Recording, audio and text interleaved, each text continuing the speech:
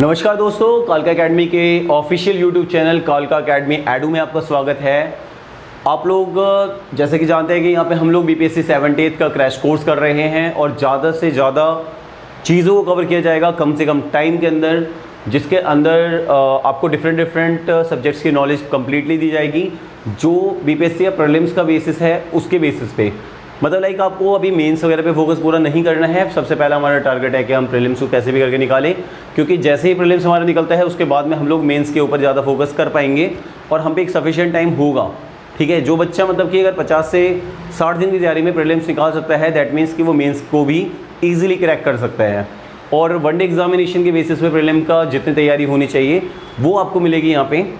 और आज की जो लेक्चर है हमारे पास में फंडामेंटल राइट्स के बारे में है और इस फंडामेंटल राइट के लेक्चर को पढ़ाने के लिए हमारे पास में एक नई फैकल्टी आज आपको इंट्रोड्यूस करवाई जा रही है जिनका नाम है प्रदीप कुमार कटारिया सर। ठीक है, तो आइए वेलकम करते हैं प्रदीप सर का। और वो सर आपको आज का लेक्चर प्रोवाइड करेंगे।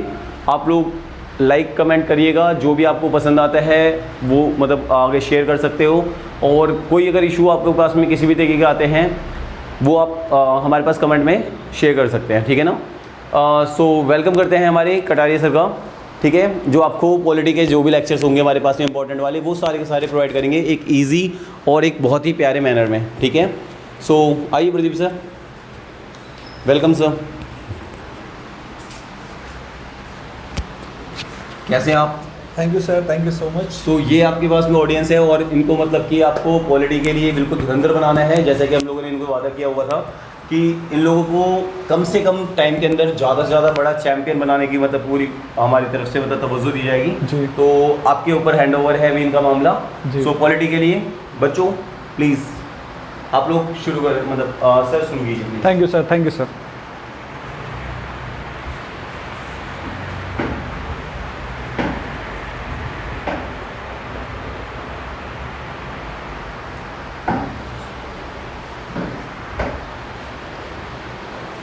तो हेलो दोस्तों, कैसे हो आप सभी। मैं आपका दोस्त, आपका फ्रेंड, आपका टीचर आपको आज फंडामेंटल राइट्स के बारे में इंफॉर्मेशन देना चाहता हूँ। हम इस कोर्स में मोस्ट इम्पॉर्टेंट और जो आने वाले समय में और जो एग्ज़ाम में बहुत ज़्यादा पूछे जाते हैं फंडामेंटल राइट्स, आपको पता होगा आपने बहुत से एग्ज़ाम दिए होंगे जहाँ पे फंडामेंटल राइट्स में से 4-5 क्वेश्चन या फिर 5 से ज़्यादा भी, कभी कभी तो ज़्यादा देखा जाता है कि इनमें से ज़्यादा क्वेश्चन आता है पूछने के लिए। तो हम आशा करते हैं आप बने रहेंगे और हम जो प्यार ध्यानपूर्वक प्यार देंगे, लाइक सब्सक्राइब करेंगे। ठीक है, तो आपको पढ़ाते हैं फंडामेंटल राइट्स के मोस्ट इम्पॉर्टेंट थिंग्स। माइक देना, माइक।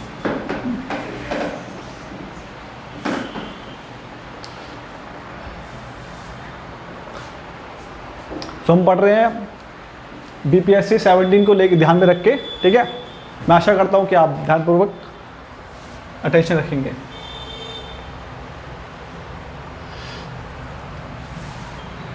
मैं आपको बताना चाहता हूं कि फंडामेंटल राइट्स ये कॉन्स्टिट्यूशन में, संविधान में भाग 3 में दिया गया है। 12 से 35 आर्टिकल्स हैं, जिसमें मोस्ट इम्पॉर्टेंट जो आर्टिकल्स हमारे जो है बोला जाता है आर्टिकल 21। आर्टिकल 21 के बाद में जो हमारे जो मोस्ट इम्पॉर्टेंट आता है, जब आता है आर्टिकल 32, जो कहीं ना कहीं संवैधानिक उपचार जो दिया जाता है अगर इन केस ऑफ अगर संवैधानिक रूप से सही से नहीं उपयोग हो पाया या फिर कोई समस्या हुई है या फिर तो फिर हमारा सुप्रीम कोर्ट कहीं ना कहीं हम इस प्रोसेस को फॉलो करता है और हमारे कोई भी जो राइट्स ब्रेक डाउन होते हैं किसी के द्वारा या फिर कोई सही से उसे फॉलो नहीं करवाता है, तो कहीं ना कहीं हमारा राइट्स द्वारा सुप्रीम कोर्ट के द्वारा उसे सेफ गार्ड किया जाता है। तो आपको पढ़ते बताते हैं कि सिंपल सा पॉइंट ऑफ व्यू हमारे क्या है।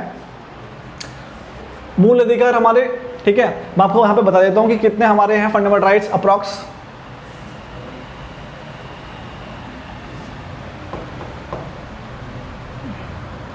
थोड़ा रंग चेंज कर लेते हैं।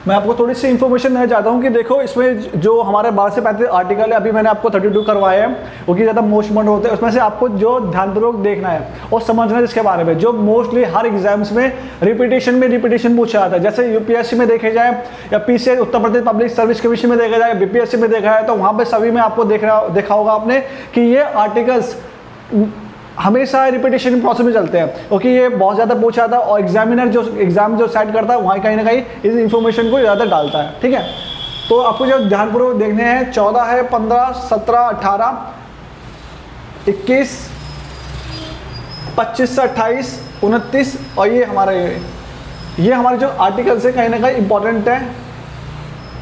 ठीक है,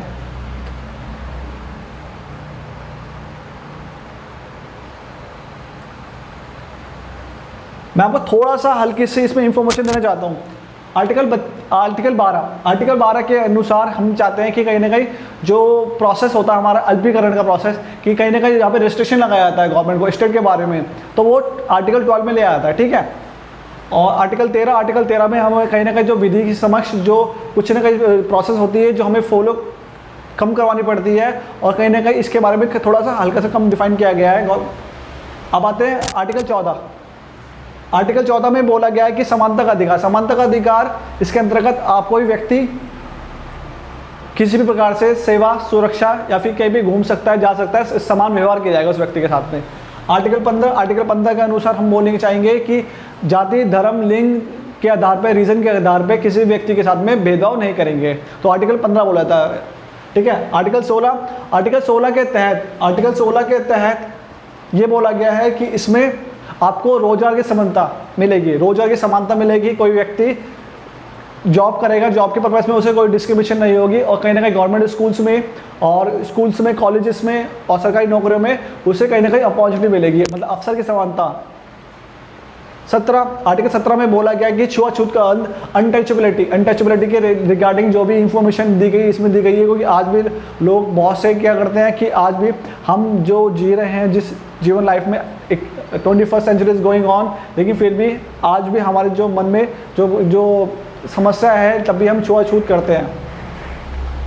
18 जो शो करता है इस प्रोसेस को, उपाधियों का अंत मतलब आपको मैं थोड़ा सा एक्सप्लेन करना चाहूँगा कि उपाधियों के अंत के तहत कि जैसे लाइक कोई व्यक्ति एजुकेशन और मिलिट्री और एजुकेशन को छोड़ के जिस भी फील्ड में कोई नाम करता है, ठीक है, अगर एजुकेशन और मिलिट्री अगर वो नाम करे तो वो अपने नाम के साथ में अपना टाइटल लगा सकता है, उपाधियों का टाइटल लगा सकता है। ठीक है, अगर वैसे कोई करता है, जैसे आपने बहुत से सुना होगा कि जैसे सूबेदार लगा देते नाम के आगे सूबेदार लगा देते, तो ऐसे जो प्रोविजन है जो नाम के जो आगे जो लगता है टाइटल्स, वो लगाने के लिए अबॉलिश किया गया इसके अंतर्गत।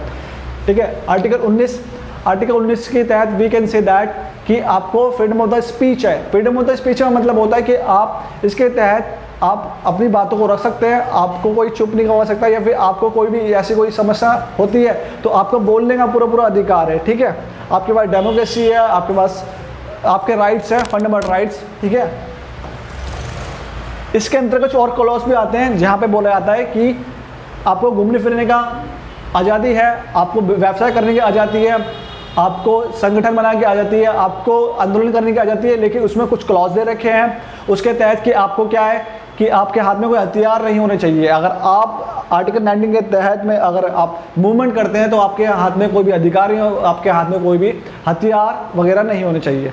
ठीक है, आते हैं आर्टिकल 20 में। आर्टिकल 20 में जो प्रोविज़न दिया गया उसके अंतर्गत बोला गया है कि किसी व्यक्ति को जेल के अंदर जो फ्रीडम दी जाती है कि वो अपना वकील कर सकता है और विभिन्न प्रकार की जो चीज़ें कर सकता है जो उसे प्रोवाइड की जाती है, और किसी व्यक्ति को अगर किसी व्यक्ति ने कोई प्रोसेस कर रखी है, लाइक अगर उसे अपराध किया उसे दोबारा से सज़ा नहीं मिलेगी, अगर उसे एक बार सज़ा मिल चुकी है, और 24 घंटे के भीतर मजिस्ट्रेट के सामने पेश करना होता है। 24 घंटे के भीतर मतलब आपको मैं बोलना चाहूँगा जैसे कि अगर उसका ट्रैवल टाइम हटाने के बाद में अगर किसी व्यक्ति ने अपराध किया है तो 24 घंटे के अंदर उसे मजिस्ट्रेट के सामने पेश करना होता है। ठीक है, आर्टिकल 21 के तहत मैं आपको बताना चाहूँगा, इसमें ये मोस्ट इंपॉर्टेंट है, यहाँ पे मैं आपको ले लेता हूँ मोस्ट इंपॉर्टेंट।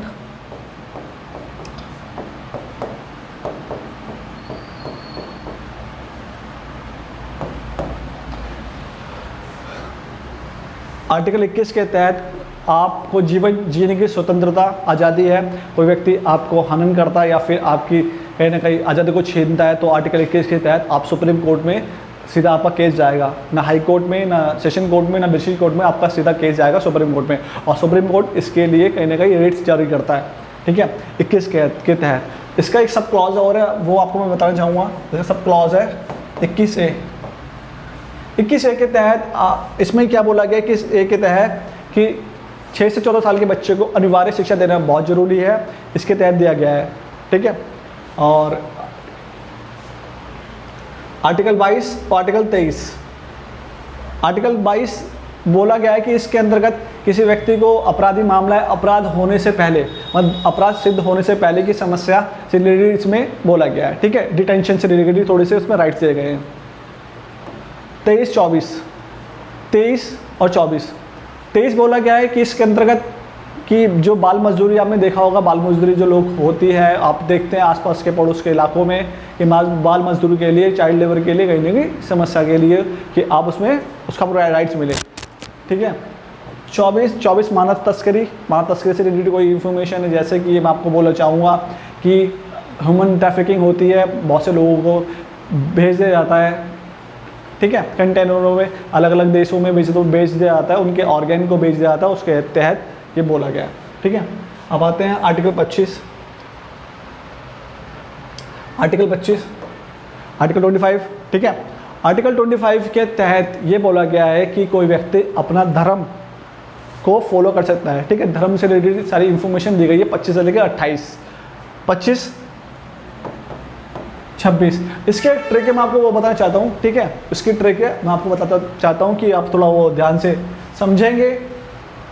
25 धर्म, 26 प्रबंधन, 27 टैक्स, 28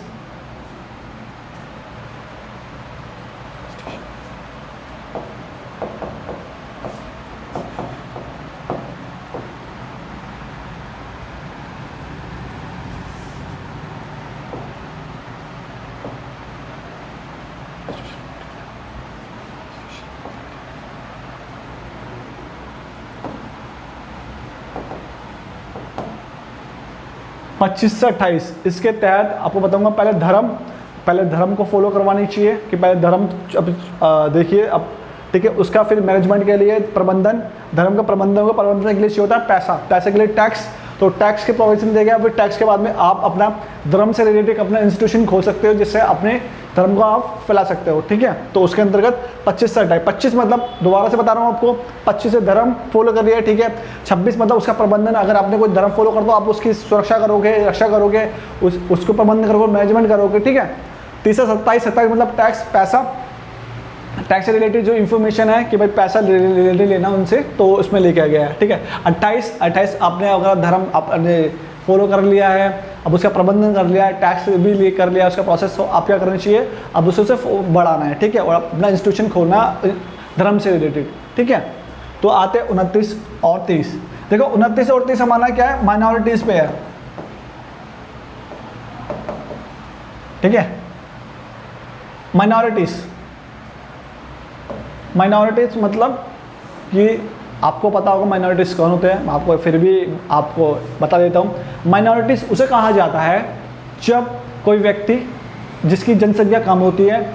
मैं बात करूँ कि हमारे देश की बात करूँ कि हमारे देश में जो माइनॉरिटीज़ में आते हैं, बुद्धिज़्म, सिख्स, ईसाई और मुस्लिम्स, ये सारे माइनॉरिटीज़ में आते हैं, और मेजॉरिटी में आते हैं वो हिंदूज़ हैं हमारे देश में, ठीक है। 80% जो पॉपुलेशन है जो हमारे देश में हिंदूज़ बिलोंग करते हैं, और 20% अप्रॉक्स हमारी जो माइनॉरिटीज़ हैं, और गवर्नमेंट उसके लिए कोई ना कोई रिजर्वेशन और बहुत सी फैसिलिटीज़ स्कीम से लगाती है, ठीक है। तो माइनॉरिटीज़ आपने देख लिया, माइनॉरिटी से।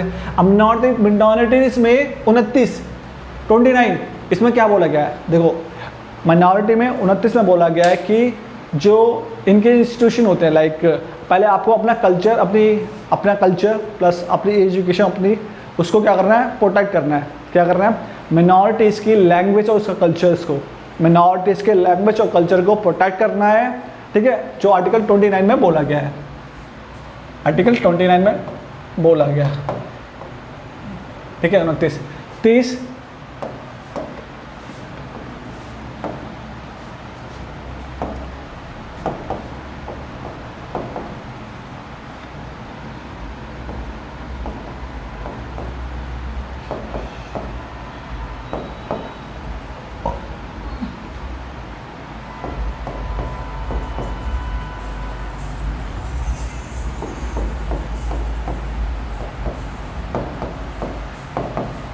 minority 29 minority educational plus cultural protections, and then we can say about the 30 में बोला गया है इसके प्रोविजन के तहत कि जब minority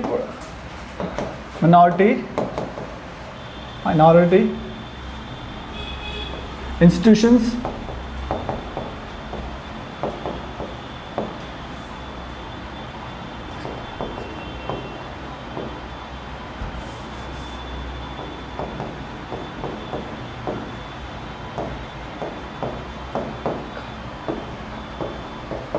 ठीक है। आर्टिकल 30 के अनुसार बोला गया है कि जो हमारे देश में माइनॉरिटीज़ है उनकी जो कल्चर, उनका एजुकेशनल जो प्रोसेस है उनको प्रोटेक्ट करना प्लस उनको स्प्रेड करवाना, ठीक है, स्प्रेड करवाना देश में। अब आते हैं आर्टिकल 31। आर्टिकल 31 के बाद आपके बारे में इंफॉर्मेशन दे जाता हूँ इसके बारे में थोड़ा सा कि आर्टिकल 31 बोला गया right to property. Right to property को हमारे कॉन्स्टिट्यूशन में से हटा दिया गया है, अब वहाँ से फंडामेंटल राइट में से हटा दिया गया है, सॉरी, ठीक है। और वो कहाँ वो कर दिया है, वो आर्टिकल 301, ठीक है, 301 में मूव कर दिया गया है, 300 में मूव कर दिया गया आर्टिकल 31 को। राइट टू प्रॉपर्टी था, मैं आपको थोड़ी सी हल्की सी इंफॉर्मेशन देना चाहता हूँ कि क्यों किया था, ठीक है। आर्टिकल 31 को right to property fundamental right से क्यों अलग किया था, इस वजह से अलग किया गया था जब भी गवर्नमेंट को कुछ भी काम या फिर कुछ भी मतलब फैसिलिटीज़ लाइक हम कह सकते हैं कि इसके अंतर्गत लाइक कि डेवलपमेंट का कोई काम करना होता था, तब लोगों की कोई कहीं ना कहीं लैंड की इशू हुआ करता था। लैंड का इशू कैसे कि लैंड की समस्या जब होती थी कि जबकि कोई गवर्नमेंट को चाहती है कि हॉस्पिटल, स्कूल्स या फिर कोई भी रोड वे बनाने के लिए, तब लोगों की कहीं ना कहीं ज़मीन जाती थी। इसके अंतर्गत जब ये फंडामेंटल राइट्स में था तो इस सुप्रीम कोर्ट के पास केस जाया करता था, जिससे क्या जो गवर्नमेंट को डेवलपमेंट करने की कहीं ना कहीं समस्या होती थी। इस वजह से इसको ध्यान में रखते हुए इसको जो मतलब जो हमारा राइट टू प्रॉपर्टी है इसको डाला गया है 300A में। अभी फंडामेंटल राइट्स नहीं है, अब एक लीगल राइट्स के रूप में रह गया इस वजह से, ठीक है। आप मुझे लगता है आपको पता होगा और जहाँ तक आपको समस्या हो रही है तो समाधान मिल रहा होगा आपको, ठीक है। तो अब मैं आपको बता दूँ आर्टिकल 32, ठीक है, आर्टिकल 32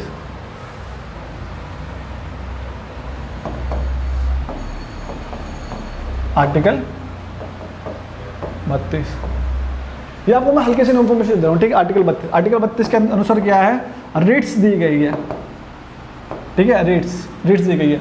रेट्स में इस इंफॉर्मेशन क्या है कि रेट्स में जो बोला गया है, पहले हमें इसमें बोला गया है रेट्स के अंतर्गत कि परमादेश, उत्प्रेक्षण, अधिकार परीक्षा, ठीक है, और निषेध, उत्प्रेक्षण, तो कुछ रेट्स दी गई है इसके बारे में, ठीक है।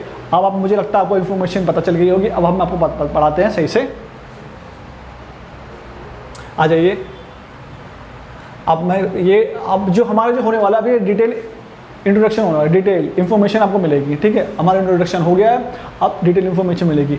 अब देखो सीधा जो हमारा मूल अधिकार आर्टिकल 12 में बोला गया, भारत सरकार एवं संसद में राज्य सरकार एवं राज्य विधानमंडल, ठीक है। पहला पॉइंट आर्टिकल 12 के तहत भारत सरकार एवं संसद में बोला गया है, ठीक है, कि इसके इन्फॉर्मेशन में आएगा राज्य सरकार आएंगे, इसमें राज्य विधानमंडल आएंगे, इसमें सभी स्थानीय पदाधिकारी है, ठीक है, और अन्य पदाधिकारी मतलब सभी स्थानीय पदाधिकारी इसके अंतर्गत आएंगे और अन्य पदाधिकारी आएंगे, ठीक है। आर्टिकल 12 में दोबारा बता रहा हूँ आपको, आर्टिकल 12 में बोला गया कि भारत सरकार का जो प्रोविजन है इसके अंदर आर्टिकल 12 में स्टेट से रिलेटेड इंफॉर्मेशन आती है, स्टेट से रिलेटेड, ठीक है। कैसे भारत सरकार एवं संसद के बारे में, ठीक है, क्योंकि इसमें संसद रूल्स बनाती है, राज्य सरकार एवं विधानमंडल ऐसे संसद बनाएगी, अगर भारत की बात आएगी तो संसद में रूल्स बनाएगी और राज्य सरकार के लिए विधानमंडल बनाएगी, ठीक है, और सभी स्थानीय पदाधिकारी और अन्य पदाधिकारी, ठीक है। अब आते हैं दूसरे पे हम, अगर किसी को कोई समस्या आ रही है तो कमेंट कर देना, ठीक है। अब आते हैं आर्टिकल 13 में बोला विधियों के विषयों में न्यायिक पूर्वावलोकन, ठीक है, मतलब जुडिशियल रिव्यू। देखो जुडिशियल रिव्यू के बच्चों मतलब ये होता है कि जैसे हम देखना होता है कि जुडिशियल रिव्यू क्या होता है। जुडिशियल रिव्यू का मतलब होता है हमने कोई रूल्स बनाया है, कहीं ना कहीं वो देश के लिए हित में नहीं है, लगता है कि वो आज की समस्या के अनुसार नहीं है, तो इसलिए उसके ऊपर थोड़ी सी जानकारी और इकट्ठा करके उसे कहीं ना कहीं परिवर्तन करने के लिए, क्योंकि हमारा जो संविधान है जो कहीं ना लचीला और कठोर है, फ्लैक्सीबल भी है और रिजिड है। इस वजह से हमने क्या करा, जुडिशियल रिव्यू में अगर कोई हमारा जो ऐसा रूल बना है जो अच्छा नहीं है कहीं ना कहीं, ठीक है, तो हम उसे रिव्यू में डालते हैं। रिव्यू पिटिशन से आपने सुना होगा इसके बारे में, ठीक है, ठीक है। आर्टिकल 13 में ये बोला गया है, ठीक है। अब मैं आपको थोड़ी सी इन्फॉर्मेशन बता देता हूँ कि फंडामेंटल राइट्स में हमारे कुछ कमेंट्स होते हैं जो आपको बता रहा हूँ। ऐसे आपने बहुत से पढ़ा होगा लेकिन आपको इसकी इन्फॉर्मेशन सही से पता नहीं होगी, तो मैं आपको इसके बारे में थोड़ा सा बता रहा हूँ, ठीक है। तो आता ऑर्डर मतलब आदेश, ठीक है। आदेश जब इसमें क्या होता है, जब कोई बॉडी किसी छोटी बॉडी को आदेश दे रही है, जैसे सुप्रीम कोर्ट क्या कर रहा है, हायर कोर्ट को या फिर हाई कोर्ट को आदेश देता है, या हाई कोर्ट क्या करता है, सेशन कोर्ट को या फिर एक डिस्ट्रिक्ट कोर्ट को एक आदेश देता है, आदेश ऑर्डर देता है, ठीक है। दूसरा हमारा ऑर्डिनेंस मतलब आर्टिकल हमारा 123 में आया गया हमारा ऑर्डिनेंस, ठीक है। ऑर्डिनेंस का मतलब होता है जब हमारी गवर्नमेंट नहीं चल रही होती है, मतलब जैसे हमारा सेशन, जो आपको पता होगा कि 3 सेशन होते हैं हमारे, एक होता है हमारा बजट सेशन, विंटर सेशन और मानसून सेशन, ठीक है। ये हमारे 3 सेशन होते हैं। इसके अंतर्गत अगर देश में ऐसी कोई स्थिति होती है कि हमें कोई रूल्स रेगुलेशन बनाना है, that we should make any rules and regulations, so on the behalf of that thing we should make it, because we will call about that those kind of the first thing that ordinance article 1, 2, 3, ठीक है। 1, 2, 3 setup है, मतलब आपको पता होगा 1, 2, 3 simple सा point है कि भाई जब गवर्नमेंट नहीं चल रही है, जब हमारा कोई सेशन नहीं चल रहा है तब होता है, ठीक है। अब आता है दूसरा बात, हम बाय लॉ मतलब उपविधि, ठीक है। बाय लॉ मतलब उपविधि कि मतलब अब वो आपने सुना होगा कि भाई बहुत सी चीज़ें होती है कि भाई किस विधि के द्वारा हम बोलते कि आप कैसे हमारे घर पे आए इंफॉर्मेशन लेने, या फिर आप हमारे घर में कोई भी बोलते हैं कि हमारे पास में हमारे साथ आता है कोई, या बोलता है कि आपका क्या अधिकार है, तो किस ऑर्डर से, ठीक है, तो वो है बाय लॉ मतलब उपविधि। अब रूल्स, आपको रूल्स से पता होगा, रूल्स बहुत से स्कूल्स के होते हैं, कॉलेज के रूल्स होते हैं, ठीक है, तो सब ये रूल्स है, ठीक है, रूल्स। आते हैं, छोटा कर लेते हैं, ठीक है, थोड़ा सा। विनियमन मतलब रेगुलेशंस, रूल्स एंड रेगुलेशन। विनियमन मतलब नियम जो हमारे होते हैं, ठीक है। रेगुलेशन मतलब रूल बना दिए, अब रेगुलेशन वाली बॉडी होनी चाहिए, जैसे आपको पता है, जैसे कैसे पता है आपको पता होगा जैसे कि जो हमारा जो लेजिस्लेटिव प्रोसेस है वो ने रूल को बना दिया है, ठीक है। एग्जीक्यूटिव क्या करवाती है, उसको फॉलो करवाती है, क्या करवाती है, फॉलो करवाना, तो वैसे वही प्रोसेस हमारा, ठीक है। रेगुलेशन, विनियमन, ठीक है। अभी सोच रहे हैं मतलब नोटिफिकेशन आपको देखा होगा कि नोटिफिकेशन जब होता है, जब गवर्नमेंट ने कोई अपना इन्फॉर्मेशन निकाली तो नोटिफिकेशन डाल देगा था, ठीक है, कि नोटिफिकेशन निकाला, नोटिफाइड कर दिया गवर्नमेंट ने। दूसरा हमारा है रूढ़ी मतलब कस्टम्स, जो हमारी रूढ़ी चीज़ चलती हुई आ रही है, समस्या समाधान, ठीक है, थोड़े से उसे बोलता है, ठीक है, तो कस्टम्स। अब आते हैं प्रथा मतलब यूसेज, और हम इसे ट्रेडिशन बोलते हैं। आपको बता दूंगा फटाफट से। अब एक केस है केशवानंद भारती 1973, देखो केशवानंद भारती, और ये इसको आप मोस्ट इम्पॉर्टेंट की उसमें क्वेश्चन में डाल लीजिए, ठीक है। केशवानंद भारती, इस केस के बारे में आपको बाद में बताऊंगा, ठीक है।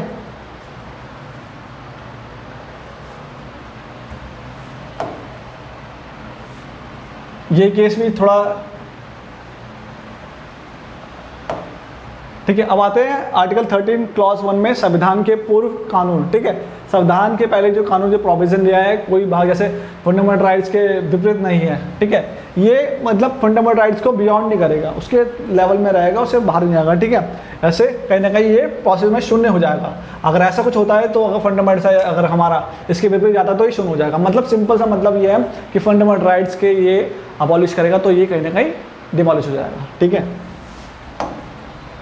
अब मूल अधिकार, हमारा मूल अधिकार मतलब हमारे, आपको छोटी सी इन्फॉर्मेशन आपको बताना चाहूँगा कि मूल अधिकार हमारे पहले हमारे 7 थे, लेकिन 7 हमारे फंडामेंटल राइट्स हैं, हमारे मूल अधिकार। लेकिन जैसे मैंने आपको अभी जब पहले की वीडियो में बता दिया है कि हमारे मूल अधिकारों में से जो आर्टिकल कौन सा, आर्टिकल 31 जो हटा दिया गया है। कॉज ऑफ रीज़न यही है कि गवर्नमेंट को काम करना होता था, तो कोई ना कोई लोग क्या करते थे वहाँ पे सुप्रीम कोर्ट में अपनी अपील डाला करते थे, और अपील डालने के कारण जो गवर्नमेंट का काम रुक जाया करता था, जिसके अंतर्गत काम हो नहीं पाने की वजह से गवर्नमेंट ने सोचा कि इसके तहत तो हमारे जो देश का डेवलपमेंट हो नहीं पाएगा, इस वजह से इसे फंडामेंटल राइट से हटाकर दूसरे में डाला जाए। ठीक है, आपको 42वां संविधान संशोधन हुआ होगा, आपको पता होगा 42वां संविधान संशोधन के बारे में हमने पढ़ा होगा इसके बारे में। और दूसरा हमारा 1976 में, और उसके बाद में जो उसको सॉल्व करने के मतलब कि जो समस्या हुई थी उसको सुधारने के लिए हमारा 44 अमेंडमेंट एक्ट 1978 हुआ था। ठीक है, तो वर्तमान में क्या हमारे 6 फंडामेंटल राइट से मैंने आपको जैसे बताया, राइट टू प्रॉपर्टी को हटा दिया गया है। ठीक है, मूव कर दिया गया है कहाँ पे, 300A में। ठीक है, चलते अब देखो, मैं आपको सिंपल सी बात, मैंने आपको जो इन्फॉर्मेशन पहले दी थी, अब थोड़ी सी हल्की सी और बता दे रहा हूँ कि अगर आपको समझने में कोई समस्या हो रही होगी तो आप थोड़ा ध्यानपूर्वक रखेंगे। ठीक है, तो पहला पॉइंट हमारा क्या है यहाँ पे कि समता का अधिकार, right to equality. Right to equality मतलब 14 से 18 मतलब समानता आपको मिलनी ही चाहिए, सिंपल सी बात है कि नहीं है। अगर आपने देश में जन्म लिया है तो आपको समानता का पूरा अधिकार है, कोई आपसे छीन नहीं सकता। ठीक है, 14 से 18, 14, 15 धर्म, जाति, लिंग के आधार पर भेदभाव नहीं करना, 16 अफसर की स्वतंत्रता, 17 छुआछूत कानून, 18 उपाध्याय कानून। ठीक है, 18 उपाध्याय कानून तो सही कहना समानता में रिलेटेड है सारी इन्फॉर्मेशन। ठीक है, अब हम पढ़ते हैं तुरंत ही दूसरा पॉइंट हमारा है स्वतंत्रता। ठीक है, स्वतंत्रता, समानता आ गया हमारा। अब स्वतंत्रता, फ्रीडम मतलब कैसे आज़ादी, आपको कैसे आज़ादी चाहिए, आज़ादी मतलब आपको बोलने की आज़ादी। ठीक है, आपको जीने की आज़ादी, आपको घूमने की आज़ादी, सब दिया गया है। ठीक है, इसके अंदर 19 के तहत मैंने आपको बताया, 19 का मतलब होता है right to speech, right to go. ठीक है, right to do the business, right to do the movement without keeping any kind of like weapons नहीं होनी चाहिए आपके हाथ में। अगर वेपन्स है तो कहीं ना कहीं इस लॉ को कहीं ना कहीं डिमोलिश कर रहे हो आप। ठीक है, और कहीं ना कहीं आपको समस्या हो सकती है फर्दर। 20 कहाँ बोला गया 20 में, बताइए, सोचो अभी जल्दी से बताओ फटाफट से। 20 में आपको मैंने पहले बताया क्या, 20 से कहीं ना कहीं अपराधों से रिलेटेड। ठीक है, जेल से रिलेटेड। 21 में क्या है, राइट टू लाइफ मतलब सिंपल सा पॉइंट ऑफ व्यू हमारा, राइट टू लाइफ में बोला गया है कि आपको जीवन जीने का अधिकार है। इसके तहत आपको पता है कि हमारे देश में अगर कोई व्यक्ति किसी व्यक्ति को मार देता है तो जीवन जीने का अधिकार छीन रहा है, इस वजह से 21 के तहत में किसी व्यक्ति को फांसी दी जाती है। ठीक है, 21 हो गया। 21 के बाद सीधा 22 मैंने बोला था कि आपको 22 के तहत कोई व्यक्ति को कुछ राइट्स दिए जाएंगे, कहाँ पे, जेल में। ठीक है, तो जेल के कुछ राइट्स होते हैं उसको दिए जाएंगे। ठीक है, उसमें आर्टिकल 22। ठीक है, शोषण के विरुद्ध अधिकार मतलब अगेंस्ट द एक्सप्लोटेशंस। ठीक है, अब पढ़ते हैं हम धर्म की स्वतंत्रता। ठीक है, धर्म की स्वतंत्रता, फ्रीडम ऑफ द रिलीजन। 25 से 28 आपको सीधी मैंने ट्रिक बताया, 25, 26, 27, 28। 25 कैसे, धर्म लिया। 26 मतलब अब धर्म लिया तो प्रबंधन करना पड़ेगा, तो मैनेजमेंट। ठीक है, 26 हो गया। 27 मतलब अब आपने धर्म भी ले लिया। ठीक है, मतलब धर्म मतलब फॉलो कर लिया, सिंपल से अपने धर्म फॉलो करा। अब आपको क्या करना, प्रबंध करने के लिए अपने प्रबंध किया। ठीक है, प्रबंध के लिए जो पैसा मतलब टैक्स ले लिया। टैक्स के बाद अब टैक्स भी मिल गया आपको, प्रबंध भी कर लिया आपने, मैनेजमेंट भी कर लिया। अब क्या बचा है, आपको एक्सपेक्ट करना है। ठीक है, एक्सपेक्ट। ठीक है, अपने जो रिलीजन को एक्सपेक्ट करो। जैसे आपने देखा होगा बहुत सी चीज़ें हम एक्सपेक्ट करते हैं, वैसे रिलीजन को जो आपने फॉलो कर रखा है उसे एक्सप्रेस करना है। ठीक है, फैलाना है। ठीक है, अब दूसरा पढ़ता है फटाफट से आपको, संस्कृति और शैक्षणिक। सिंपल सा हमारा culture and educational rights. Culture and education rights simple सा पॉइंट ऑफ व्यू हमारा 29 और 30 को लेकर किया गया है। इसके अंतर्गत बोला गया है कि माइनॉरिटीज़ जो होता है हमारे, उनके कल्चर को, उसकी लैंग्वेज को प्रोटेक्ट करना है हमें। ठीक है, पहले बात तो क्या करना है हमें, उनकी लैंग्वेज को प्रोटेक्ट करना है। ठीक है, 29 और 30 में क्या बोला गया है, जब लैंग्वेज और आपका कल्चर को प्रोटेक्ट कर दिया गया है तो आप अपने इंस्टीट्यूशन खोल सकते हैं। इंस्टीट्यूशन मतलब अपनी शैक्षणिक शिक्षा के संस्थान खोल सकते हैं। ठीक है, अब संवैधानिक उपचार में क्या है, कॉन्स्टिट्यूशनल रेमेडीज आर्टिकल 32 के तहत बोला गया है कि रीड्स दी गई है। ठीक है, रीड्स दी गई है उसके बारे में। ठीक है, तो आगे बढ़ते हैं थोड़ा सा।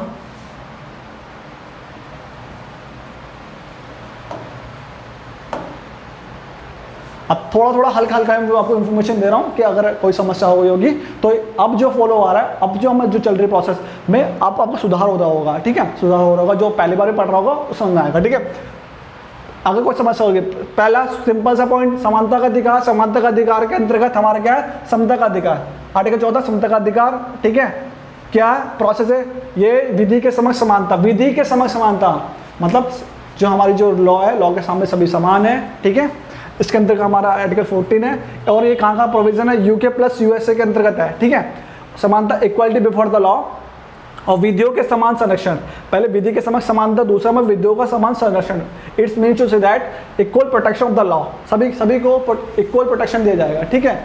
अब आते हैं फटाफट से यहाँ पे आर्टिकल 15 से हटा, ठीक है। समता के उदाहरण के अधिकार, ठीक है। इसमें ज़्यादा इंफॉर्मेशन नहीं है, मैंने आपको पहले बता दिया है, ठीक है। अब आगे बढ़ते हैं थोड़ा। युक्त रीजनेबल मतलब एक हमारा केस आया था, इसके अंतर्गत हमें एक रीजनेबल ऑफेंस बताया जाता था कि जैसे समान कार्य के लिए समान वेतन मिलना चाहिए, समान कार्य के समान वेतन। जैसे हमारे जो आर्टिकल 39 के तहत बोला गया है, ठीक है। तो समान कार्य के लिए समान वेतन 14, 16, 39, ठीक है। 39 में मतलब 39 क्लॉज सी के अंतर्गत बोला गया है, ठीक है। ये केस आया था इसके तहत। अब आते हैं न्याय प्राकृतिक होनी चाहिए, क्या कैसे होनी चाहिए, ठीक है। तो natural law of the justice, natural law of the justice जैसे निष्पक्ष, न्याय संगत और युक्त, ठीक है। थोड़ी सी लैंग्वेज ऐसी लिखी हुई है, सॉरी उसके लिए, ठीक है। निष्पक्ष, न्याय संगत और युक्त, ठीक है। मतलब न्याय का प्राकृतिक नियम फॉलो किया जाएगा, मतलब न्याय का प्राकृतिक नियम फॉलो किया जाएगा। मतलब सिंपल से मतलब हमारे, मैं आपको बहुत थोड़ा सा हल्की सी इंफॉर्मेशन दे रहा हूँ कि न्याय के प्रति, कि न्याय का प्राकृतिक नियम मतलब किसी व्यक्ति को डबल सजा नहीं मिलेगी। अगर किसी व्यक्ति ने एक अपराध कर रखा है, उसको उसी सजा, मतलब जिस अपराध को दोबारा से उस सजा नहीं मिलेगी, मतलब सिंपल सा, ठीक है। बार बार सजा नहीं मिलेगी। विधि का शासन मतलब रूल ऑफ द लॉ, मतलब ABDIC ने ये प्रोविजन दिया था कि the law of the constitution समान